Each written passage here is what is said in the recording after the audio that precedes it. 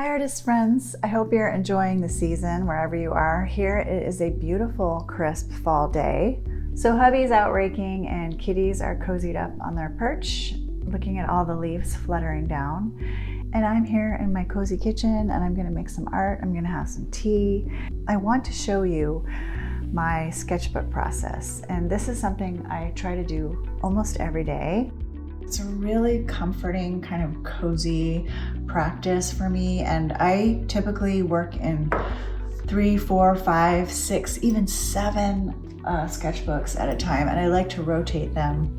I can't tell you how much it's improved my painting skills, but my setup, it's not movie magic. It's just some freezer paper on the counter. I put my main colors out. I use the same colors pretty much every time I paint. So yeah, so I have a variety of brushes that I'm gonna try. This is a new one. My scrapey tools and chalks and oil pastels and this new scraping tool. And then, I have all this other fun stuff over here on my cart that I'm gonna grab when I'm painting. And, as we go along, if you like any of these things, you can just ask me in the comments below, or I should have them listed in the description. Because I know a lot of times when I'm watching people on YouTube and I'm just like, what is that thing? What is that thing? What is that cool thing? I want to have that thing.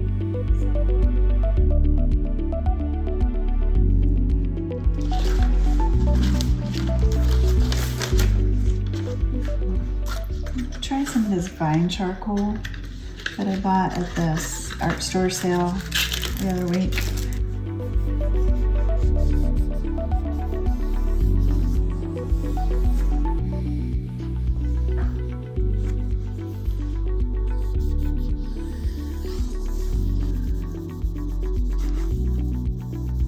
Black gesso.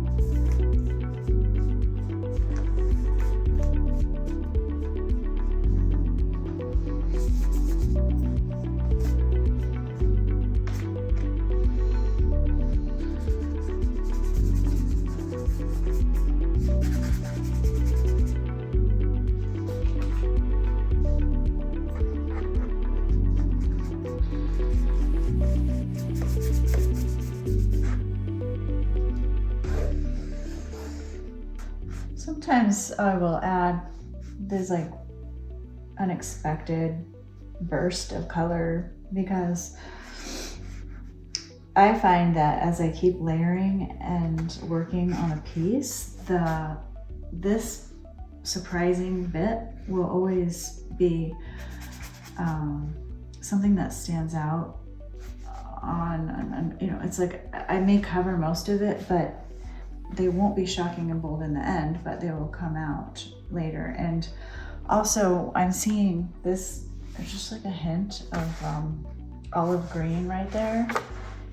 So I think it would be complementary. I don't know where my palette's going. Phthalo turquoise is definitely a color that you want to have in your palette because it's super strong and powerful, but just a little bit of it goes a long way, and it changes the color profile immensely. It goes a long way.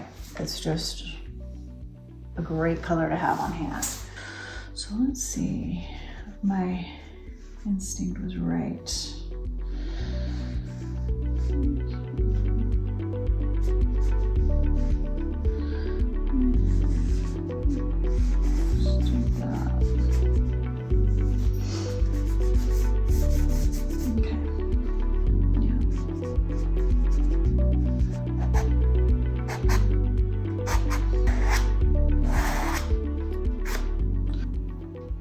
It might be nice to have a really subtle contrast with a cool color. So let me try some cerulean blue. It's getting super stormy. It was nice and like beautiful sun earlier, but now it's getting kind of scary. I don't know. I'm just working off instinct. And honestly, this is really about just play and having fun. And to see how these solid markers, they resist water soluble stuff. So it's really fun to drag it and it just resists it. It's gorgeous. Love that. You know, seeing that texture shine through underneath of where I scraped away. So cool. And you can see I don't spend a lot of time fussing on one piece. It's like, you gotta kind of walk away. You gotta let it breathe. These are stamp carving blocks. I don't really know what that material is, but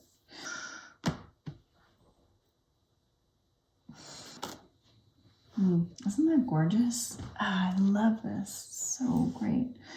It makes me want to do more, but I think I'm gonna have some restraint. I have these woody stabilo or stabilo, whatever. I don't use them very much, but maybe I should use them some more.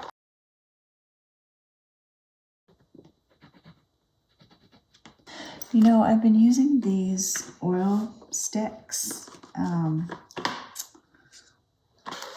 They're kind of crazy. They're like, you gotta take the shell like this, this crust that happens on the oil stick. They're gorgeous, but they take a really long time to dry. So what I like to do with these oil sticks is lay down a bit of the oil like that. There. That's ultramarine blue, if you couldn't tell. Very tasty. Take a fork and draw some patterns in there, just like texture.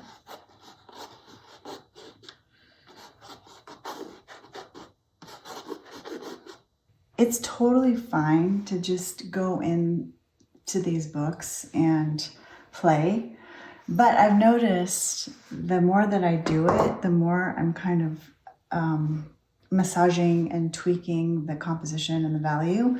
So for instance, like I can see the value is kind of nice in this. I've got darks and lights and mediums, but this one, the big book, I started with a lot of sort of mid-value stuff.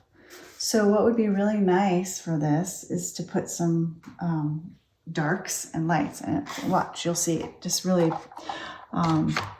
improves the feel of the piece. I'm just really enjoying being in here and making art.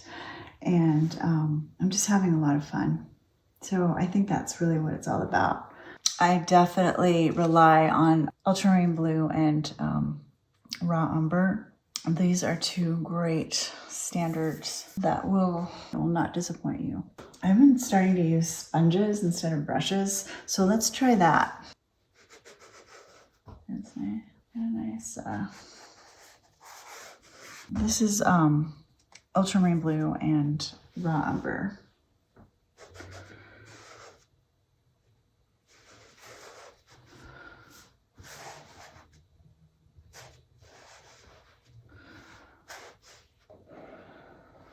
This is a well-abused pottery tool.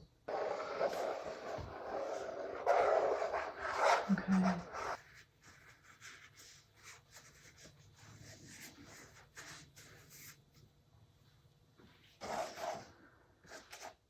Sometimes when I feel like I'm dividing the painting quite in half like that, I want to compensate, because you don't want a painting to be bisected in half.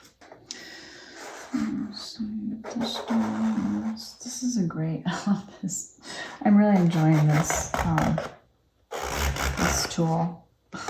It's great. So yes, I'm liking this a little more, and I think what I need is some line work. These are so tasty, so I'm going to use a little bit of this for some line work.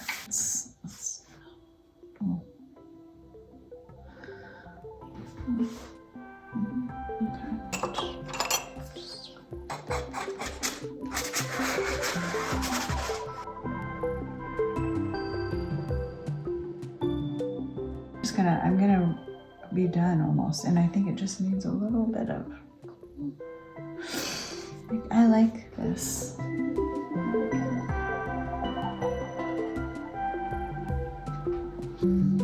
How about some pens?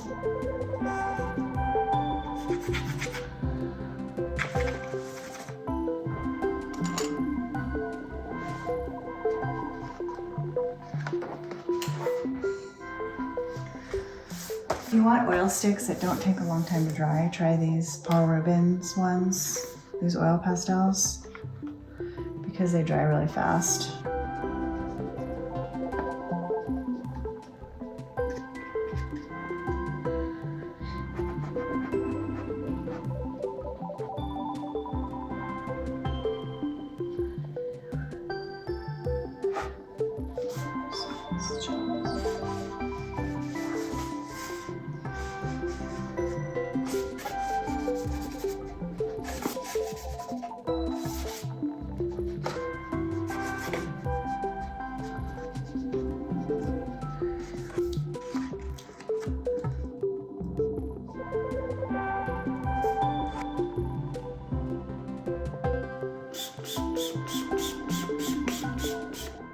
This is the Vine charcoal.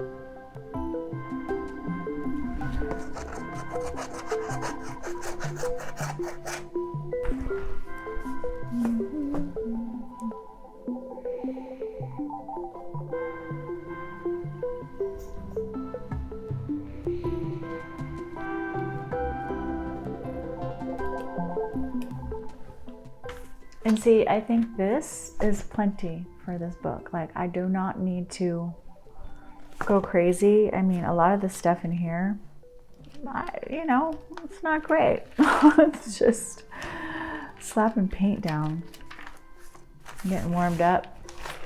So I'm gonna leave that, although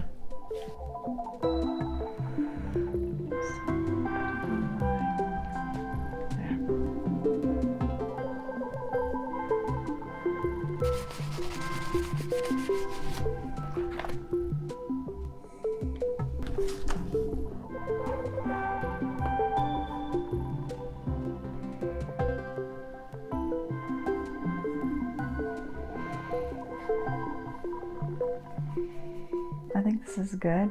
Done.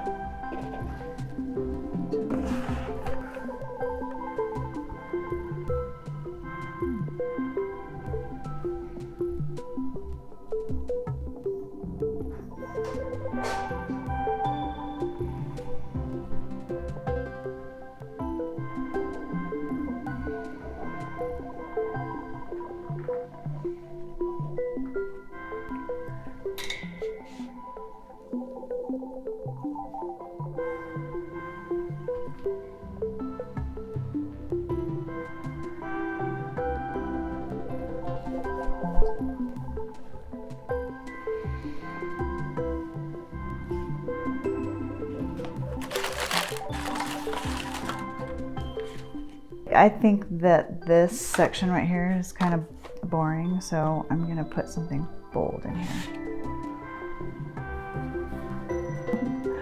Let's add this.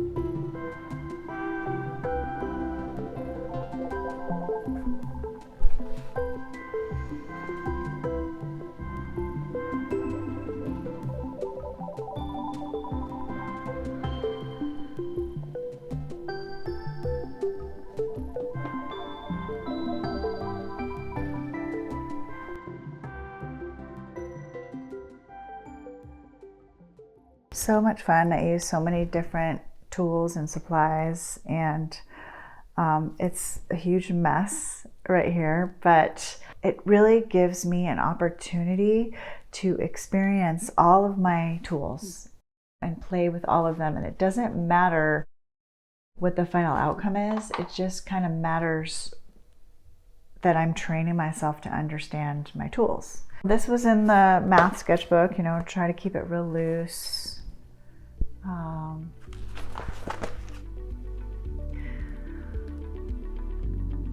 This was in the nice Hannah Moore notebook with a nice paper.